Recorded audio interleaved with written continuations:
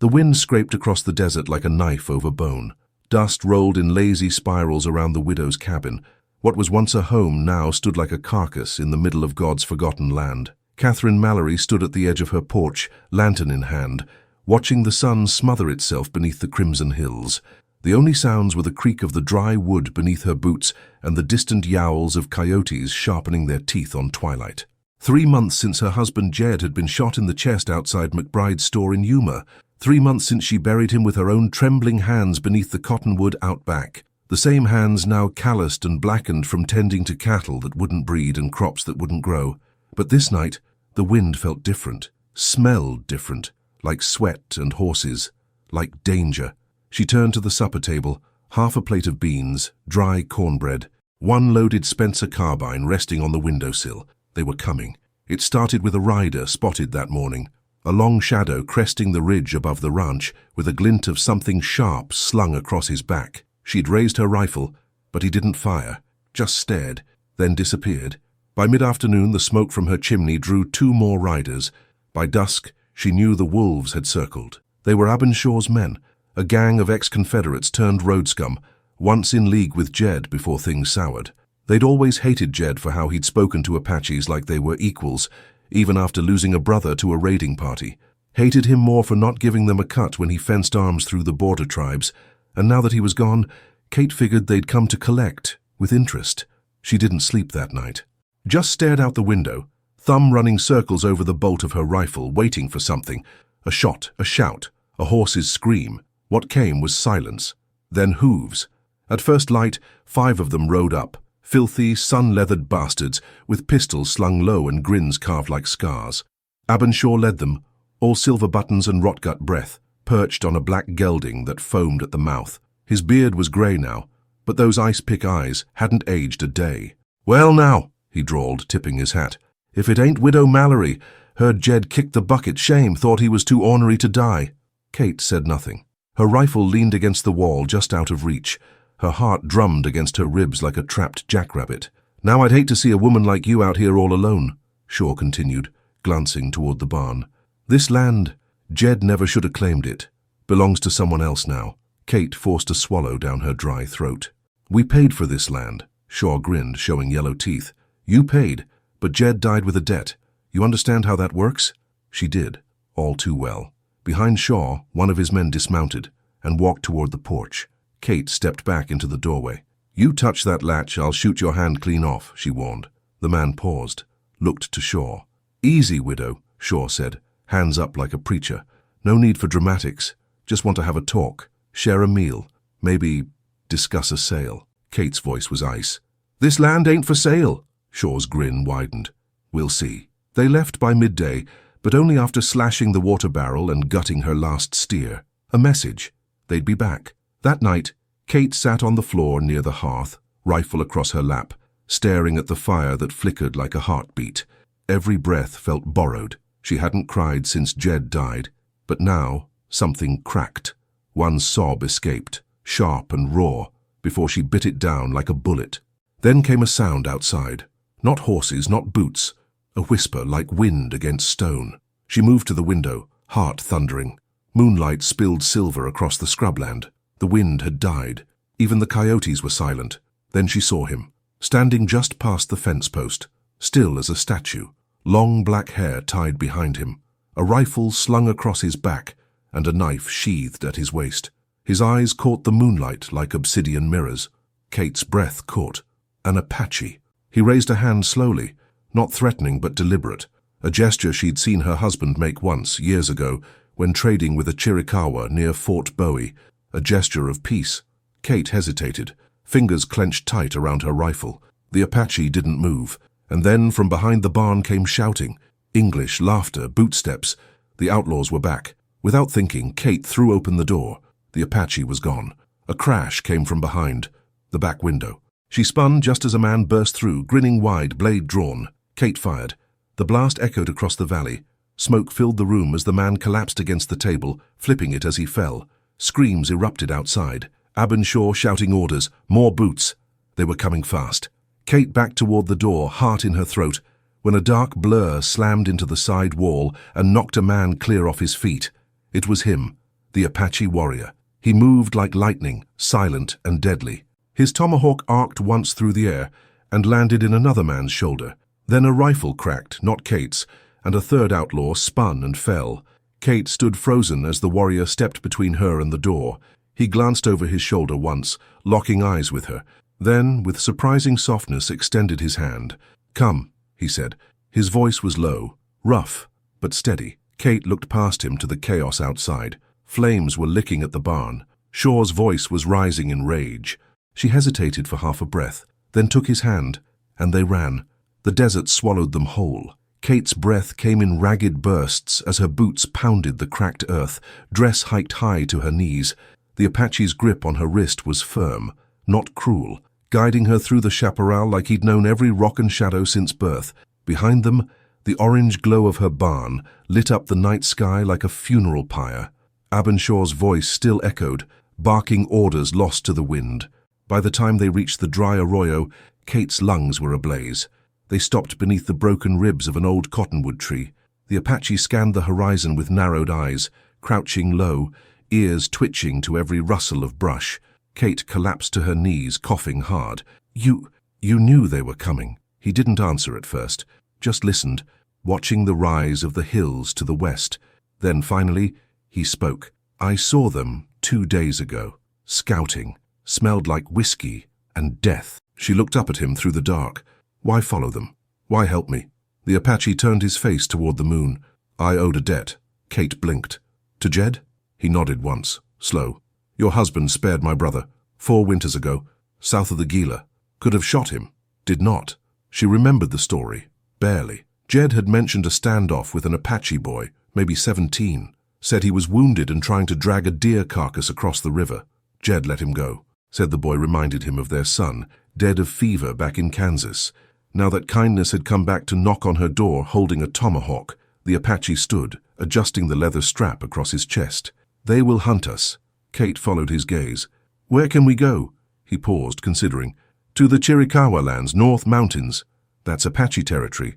He didn't smile. "Safer than here." Kate hesitated, heart still racing. "I don't even know your name." He looked at her, eyes dark and steady. "Nantan," she whispered it. "Nantan." He turned and began walking. "We move.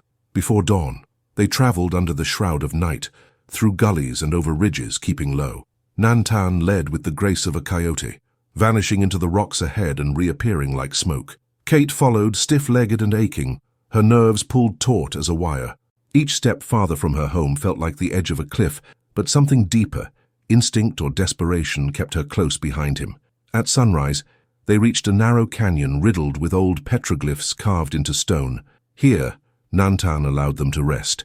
He offered her dried strips of venison from a pouch and a canteen that tasted of metal and pine. Kate sat with her back to the wall, chewing slowly. The weight of what she'd lost began to settle in. The ranch, the animals, the barn.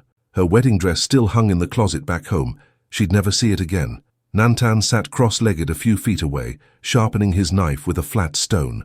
The silence between them was thick, but not uncomfortable. Finally, Kate asked, "Why did they hate Jed so much?" He didn't look up. He saw what others didn't, that we were people, not shadows. She frowned. "He always said peace was cheaper than war." Nantan nodded, but harder. The sound of a bird call made him tense. He rose swiftly, eyes scanning the ridge above. Kate rose too, heart in her throat. "Riders," he said. Seconds later, the echo of hooves confirmed it. Nantan grabbed her hand and they climbed fast. Up a narrow crevice between 2 boulders, hearts pounding, they reached a shelf just wide enough to crouch. Below, 5 riders passed, rifles ready, eyes hungry. Kate whispered, "Is that Shaw?" Nantan shook his head. "Scouts, looking for tracks." They waited an hour before descending.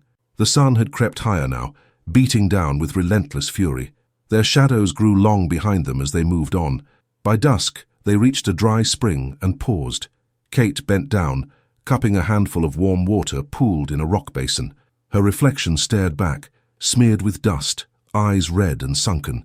She barely recognized herself. Nantan stood nearby, scanning the mesa to the north. "Chiricahua lands are 2 days still," he said. "Rough trail. We stay low." Kate nodded, exhausted. "Do your people know you're helping me?"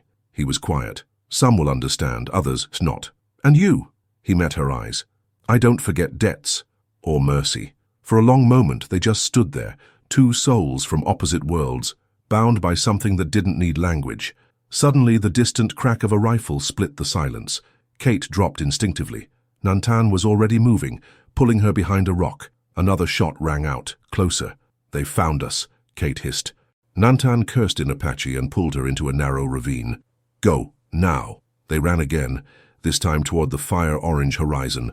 Rocks shattered behind them as bullets sparked off stone. One rider gave chase, his horse scrambling down the slope. Nantan turned, raised his rifle and fired once. The rider toppled like a puppet, horse bucking and veering off. Kate couldn't stop trembling. Her chest heaved with each breath. Nantan lowered the rifle. They know we go north. Kate wiped sweat and grit from her face. Then we don't go north. He turned to her. There's no other way. Kate shook her head.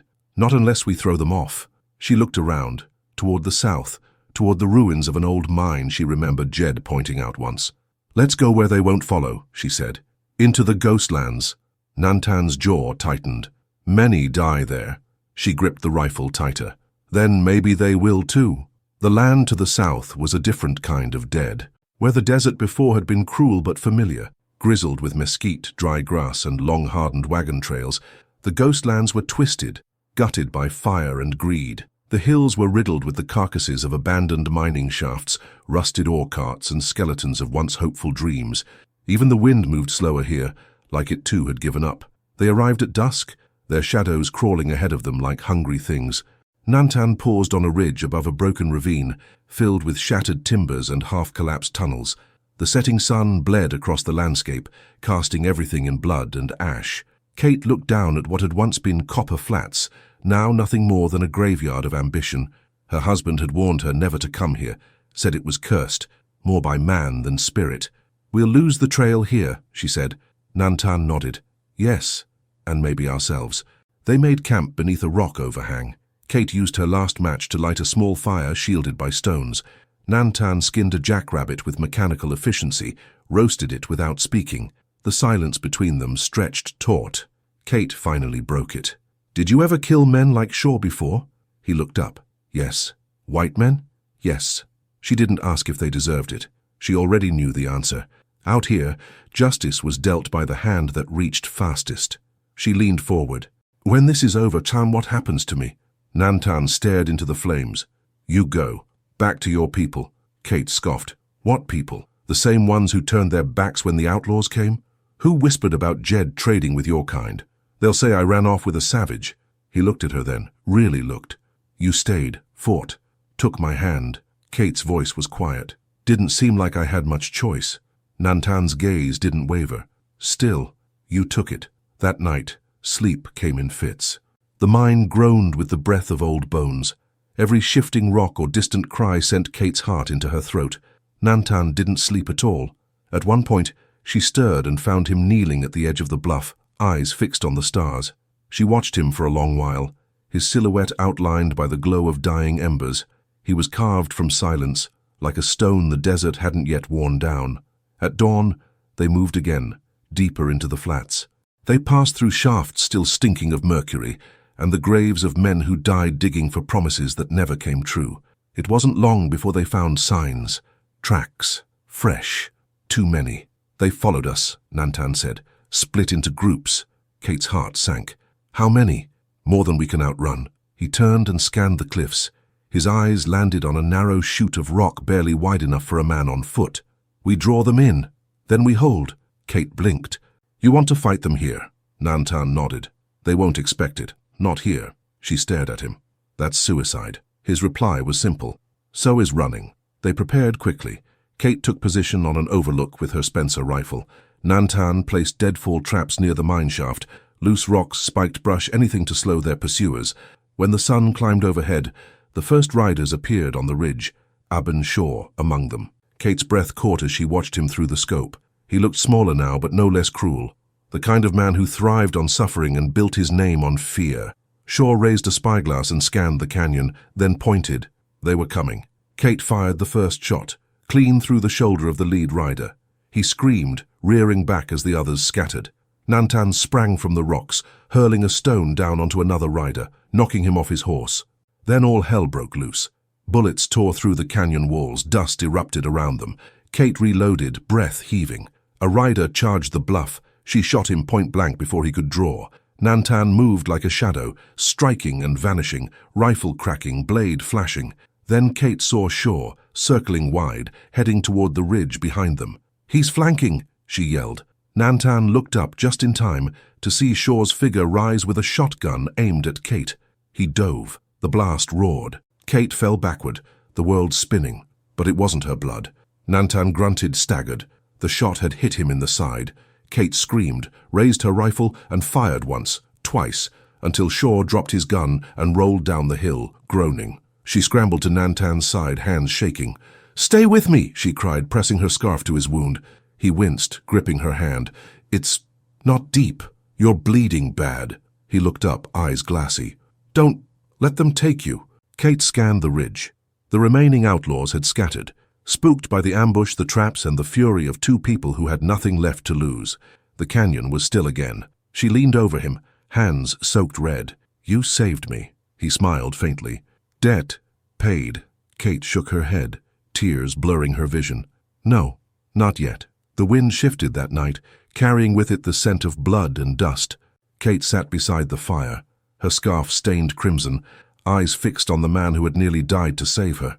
Nantan lay propped against a smooth boulder, chest rising slowly, bound tight with strips of his own shirt. He hadn't spoken much since the battle, only grunted through pain as Kate cleaned and dressed the wound. She wasn't a healer, but she'd tended livestock, stitched bullet holes in cattle, and once nursed Jed through a knife wound after a poker game went sideways. She did what she knew, cleaned it, packed it with salve from Nantan's satchel, and whispered steady as she worked. "You should rest," she told him again. Nantan's lips twitched. "Rest comes easy, when you don't move." She smiled, dry but genuine. "You scared me. Then we are even." They were alive, but not safe. Shaw had fled wounded, unlikely to return soon, but Kate knew men like him didn't forget. And if any of his riders survived, word would spread. About the Apache who killed 3 of them, about the white woman who ran with him, their names would be black marks across every town from Tucson to Mesilla. Kate leaned back and stared at the stars. "We can't keep running." Nantan's voice was soft. "You are free now. Go north, or east, back to your people." She shook her head. "You still don't get it. I have no people." He was silent. Kate wrapped her arms around her knees. "When Jed died, they stopped coming. The neighbors, the church women, even the sheriff only came to warn me about wandering redskins. They hated that Jed traded with the Apache, that he treated you like men, like equals. He was a rare one," Nantan said. Kate nodded. "Now they'll say I betrayed my race, that I turned savage." She looked at him, voice trembling.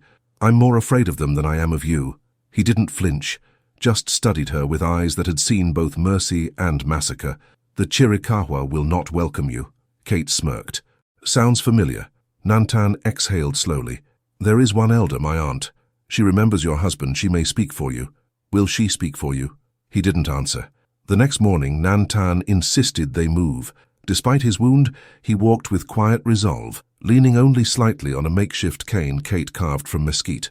She offered to support him, but he shook his head each time. They climbed into higher country, pine woods and red rock mesas, where the air turned cool and shadows danced longer. It was a world away from the blistered flats below. Kate marveled at the trees, at birdsong, at the sudden green after so much grey. Here, the land was alive again. As the sun dipped low, Nantan pointed to a cliffside barely visible through the trees. There, Kate followed his gaze. A narrow trail wound up into the rocks, hidden from sight. At the top, she spotted faint smoke curling into the sky. "Your village?" He nodded. "Old winter camp. Few still live there." As they climbed, a hawk circled above them, silent and watchful. Nantan slowed, face tightening. Kate reached to steady him. This time he didn't resist. When they reached the ridge, a woman stood waiting. She was old but unbent, long braids streaked with silver, her cloak a patchwork of dyed hide and beadwork. Her face was lined like bark, her eyes sharp. "Nantan," she said in Apache. He bowed slightly. "Shike." Kate watched the exchange, unsure. The woman's eyes flicked to her, curious, cautious. Nantan spoke again, this time in English. My aunt. She remembers Jed. The woman studied Kate, then stepped forward. Her hands reached out, touching Kate's face gently, then her eyes, then her heart. Then she spoke, slow and deliberate. You walked through fire with my blood. You carry his pain. Kate felt tears rise unbidden.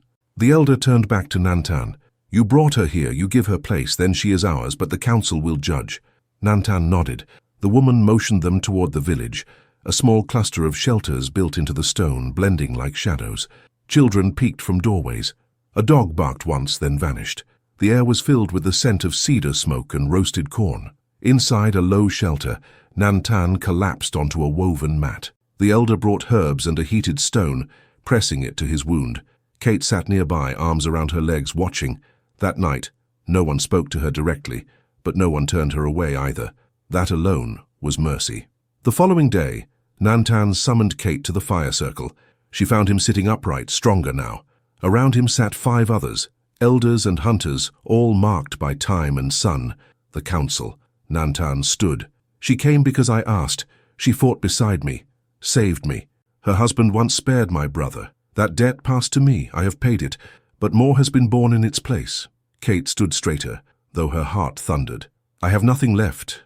No land, no kin, only truth. I would rather live among strangers with honor than return to my own and wear shame. The oldest elder, his face like riverbed stone, stared long at her. Then he spoke in Apache. Nantan translated, You may stay, for a time, but we watch. You learn, you work. Trust is not given, it is grown. Kate nodded. I understand. The circle broke, and just like that, she was part of something, if only at the edge. That night, Nantan sat beside her outside the shelter, watching fireflies drift over the canyon rim. He looked at her, voice low. You don't have to stay. She leaned back, arms behind her. I know, but maybe I want to. He hesitated. It will be hard. Kate smiled. Everything worth a damn is. They sat in silence, 2 people with blood on their hands and ghosts in their hearts, staring into the firelight, both knowing the trail ahead would not be easy, but perhaps it could be theirs. It was nearly autumn in the high country. The winds carried the smell of pine and dry leaves down from the mountains, and the nights turned cold enough for extra blankets. Life among the Chiricahua was hard but structured, rising before dawn, fetching water from distant springs, gathering roots and herbs, sewing hides by firelight. Kate learned to work with her hands again, not for survival alone, but for others. She no longer flinched at the language spoken around her, or the curious eyes of children. The older women taught her to strip yucca for cord, to bake in pit ovens, to understand silence not as awkwardness, but as space. In silence, she and Nantan found rhythm. His wound healed slowly but not cleanly. Some days he rose strong and walked among the hunters. Others he stayed seated, breath ragged, as if the battle still clung to him. Kate sat with him through both kinds of days.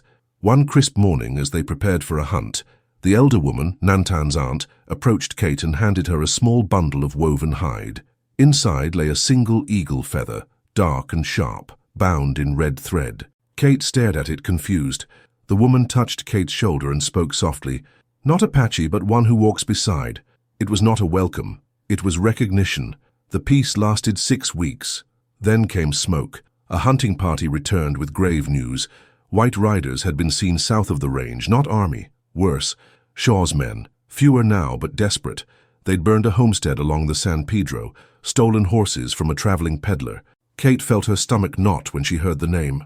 Aben Shaw still lived, and he was hunting something unfinished. Nantan gathered with the war council that night. Kate stood outside the circle, listening through the wind. Let them pass, one man said. They are rats. They will die in the desert. No, said another. They come with fire. They will return. It was Nantan who stood and spoke last. They seek me and her. They will not stop until one of us is dead. A long silence followed. Then the oldest elder said, Then let them come. At dawn the village emptied. Only the old, the young, and the women who could not fight stayed behind. Kate stood by the fire pit, the eagle feather now braided into her hair, her hands gripping her rifle. Nantan approached, war paint streaking his face, bow across his back, blade sheathed at his hip. He looked at her for a long moment. You don't have to come. Kate's reply was immediate. You didn't leave me behind. I won't leave you. They moved out together, Into the hills where traps had been laid, choke points scouted. This was Apache land. Nantan knew its veins and pulse. Shaw's men did not. That afternoon, the first shots rang out. They came from the South Pass, an explosion of noise and dust. Shaw's men had arrived, ragged but armed, maybe a dozen left, enough to kill. But the Chiricahua were ready. Kate lay hidden on a ridge, rifle steady. She breathed in once, twice, and fired. One man dropped. Another screamed and tumbled. Nantan's warriors struck from both sides, silent, sudden. Arrows hissed, rocks tumbled. War cries split the sky. Shaw himself emerged from the fray like a storm, gun in each hand, coat flaring like wings. His face was twisted with rage and hate. "Where is she?" he bellowed. "Where's the white bitch?" Kate stepped into view. He froze. She raised the rifle. "I'm here." He grinned, blood on his teeth. "You look good for dead." Kate fired, but Shaw was quick. He dove, rolled, came up firing. Bullets screamed past her as she dropped, heart pounding. Nantan was already moving. He leapt from the rocks behind Shaw, blade in hand. The two collided like titans, Shaw slamming into him, pistol cracking. Nantan's knife drove into his shoulder. They grappled, rolling down the slope, fists flying, blood spraying. Kate scrambled after them, rifle reloading with shaking hands. She saw Shaw raise his pistol. "Nantan!" The Apache twisted just in time. The shot tore through his side again, but this time Kate fired first. Shaw's chest burst in a red bloom. He staggered, mouth gaping, dropped his pistol, fell back. Dead. The valley went quiet. Kate rushed to Nantan's side. He was pale, blood soaking his tunic. She pressed her hands to the wound, voice cracking. "No, not again." He coughed, eyes fluttering. "You came." She nodded, tears streaming. "Always." They carried him back to the village that night. He survived. Barely. For days he drifted between fever and silence, Kate never leaving his side. The elders brought medicines, chants. She fed him broth with trembling hands, whispered stories in both English and the few Apache words she knew. On the fifth night, he opened his eyes fully and said one word, "Stay." Kate kissed his forehead. "I wasn't going anywhere." Weeks later, the council gathered again, not for war, but for naming. Kate stood in the center circle, hands calloused, skin tanned, eyes steady. The elder woman placed a hand on her chest and spoke to the gathered. "She is not born of this land, but she has walked its thorns, bled with us, fought for us, saved our blood, and buried our enemies." Then, turning to Kate, she said in English, "You carry no tribe, so we give you one." She handed Kate a beaded necklace of bone and turquoise, and a name, Ashki Chishi, woman who returned the fire. Kate looked across the fire to Nantan, now healed, watching her with quiet pride. She stepped forward, took his hand, and for the first time since Jed's death she felt something she thought she'd lost forever. Not just safety, but belonging.